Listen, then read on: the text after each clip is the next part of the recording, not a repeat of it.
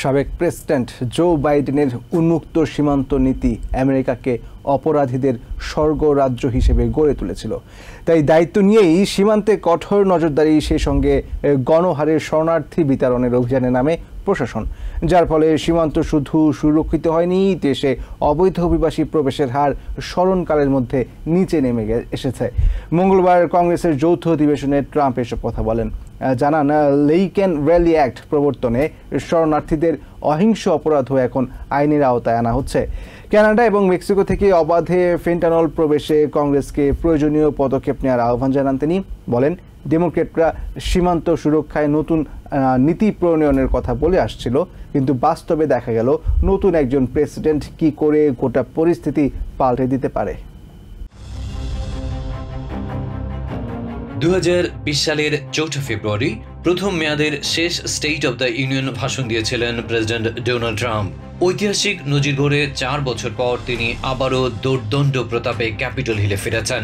যৌথ অধিবেশনে তার এবারের ভাষণ স্টেট অব দ্য ইউনিয়নের তকমা পাচ্ছে না, কারণ এই ভাষণে রাষ্ট্রের প্রধান নির্বাহী মূলত তার গত 1 বছরের কাজের ফিরিস্তি তুলে ধরেন। অন্যদিকে নবনির্বাচিত প্রেসিডেন্ট প্রধানত তার আগামী 1 বছরের কর্মপরিকল্পনা তুলে ধরেন। মোটা দাগে এই হলো স্টেট অব দ্য ইউনিয়ন এবং address to joint session of কংগ্রেসের পার্থক্য। তবে প্রায় 1.5 মাসের মতো সময়ে যেই পরিমাণ নির্বাহী আদেশে সই করেছেন, সেই সাথে শরণার্থী বিতরণ, গণছাঁটাই, আমদানি পণ্যে শুল্ক আরোপ, ইউক্রেন ও মধ্যপ্রাচ্যে প্রচণ্ড আগ্রাসী নীতিতে দেশে বিদেশে যেই অস্থিরতা তৈরি করেছেন, তাতে লম্বা ফিরিস্তি দিতে ট্রাম্পের কোনো অসুবিধা হওয়ার কথা ছিল না। সেটাই তিনি করলেন। মঙ্গলবার চিরাচরিত ভঙ্গিমায় প্রবেশ করলেন আমেরিকার গণতন্ত্রের মান মন্দিরে, যেখানে তারই প্ররোচনায় 2021 সালের 6 জানুয়ারি একদল উন্মত্ত জনতা হামলে পড়েছিল, কলঙ্কিত করেছিল প্রায় 250 বছরের গণতান্ত্রিক ঐতিহ্য। সেখানে তিনি আমলাতান্ত্রিক জটিলতা থেকে দেশকে বের করে আনার প্রত্যয় ঘোষণা করলেন। ইলন মাস্কের নেতৃত্বাধীন ডোজের প্রশংসা করে প্রেসিডেন্ট বলেন, 100 বছরের বেশি সময়ের অচলায়তন ভাঙছেন তিনি। তাতে অপচয় রোধ করে অর্থ সাশ্রয়ের মাধ্যমে দেশ সমৃদ্ধির পথে হাঁটছে। সাবেক প্রেসিডেন্ট জো বাইডেনের উন্মুক্ত সীমান্ত নীতি আমেরিকাকে অপরাধীদের স্বর্গরাজ্য হিসেবে গড়ে তুলেছিল। তাই দায়িত্ব নিয়েই সীমান্তে কঠোর নজরদারি, সেই সঙ্গে গণহারে শরণার্থী বিতরণের অভিযানে নামে প্রশাসন, যার ফলে সীমান্ত শুধু সুরক্ষিতই হয়নি, দেশে অবৈধ অভিবাসী প্রবেশের হার স্মরণকালের মধ্যে নিচে নেমে এসেছে।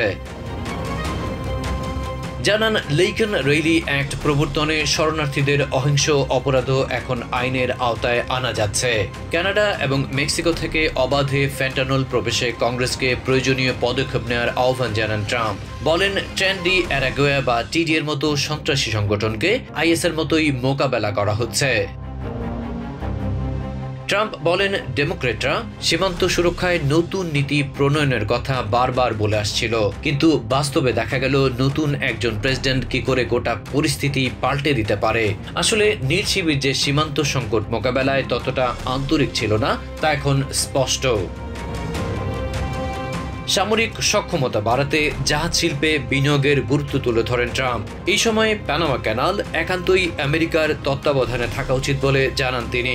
গ্রিনল্যান্ডের মানুষের স্বাধীনতার প্রতি সম্মান জানালেও আবারও দ্বীপটিকে আমেরিকার সঙ্গে যুক্ত হতে আহ্বান জানান। বলেন, অল্প জনগোষ্ঠীর এই জনপদকে সম্পূর্ণ নিরাপত্তা দিতে প্রস্তুত তিনি। অবশ্য শেষে বলতে ভুললেন না, একভাবে গ্রিনল্যান্ডকে হাতে নেবে আমেরিকা। 2021 সালে আফগানিস্তান থেকে আমেরিকান সেনা প্রত্যাহারে কাবুল বিমানবন্দরে আত্মঘাতী বোমা হামলার প্রধান সন্দেহভাজনকে আটকের কথা জানিয়ে প্রেসিডেন্ট বলেন, তাকে গ্রেফতারে পাকিস্তান সরকার অত্যন্ত গুরুত্বপূর্ণ ভূমিকা রেখেছে এবং তাকে দেশে ফিরিয়ে আনা হচ্ছে বিচারের মুখোমুখি করতে। ইউক্রেন যুদ্ধের সমাপ্তি টানতে দিনরাত কাজ করে যাচ্ছেন উল্লেখ করে ট্রাম্প জানান, যুদ্ধে 2 দেশের অগণিত মানুষের প্রাণহানি ঘটছে। খুব শিগগিরই বিরল খনিজ নিয়ে ইউক্রেনের সঙ্গে চুক্তি হতে যাচ্ছে, যা এই অসম যুদ্ধ বন্ধের পথ খুলে দেবে। এই বিষয়ে ইউক্রেনের প্রেসিডেন্ট ভ্লাদিমির জেলেনস্কি তাকে চিঠি দিয়েছেন বলেও জানিয়েছেন ট্রাম্প। ট্রাম্প বলেন, পেনসিলভেনিয়ার বাটলারে স্নাইপারের গুলিবর্ষণ থেকে তাকে স্রষ্টাই বাঁচিয়েছেন, যাতে করে আমেরিকাকে আবারও মহান হিসাবে গড়ে তুলতে পারেন তিনি। কংগ্রেসের যৌথ অধিবেশনে দীর্ঘ ভাষণ দেওয়ার ক্ষেত্রে সাবেক প্রেসিডেন্ট বিল ক্লিন্টনকে ছাড়িয়ে গেছেন ট্রাম্প। 1993 সালে 1 ঘন্টা 5 মিনিটের বেশি বক্তব্য রেখেছিলেন বিল, কিন্তু দ্বিতীয় দফায় ক্ষমতায় এসে 78 বছর বয়সী ডোনাল্ড ট্রাম্প 1 ঘন্টা 40 মিনিটের মতো অনর্গল কথা বলে গেলেন। Adib Mohammad, TVN 24 news desk. New York থেকে সম্প্রচারিত TVN 24 টেলিভিশন বিশ্বজুড়ে বাঙালির কণ্ঠস্বর।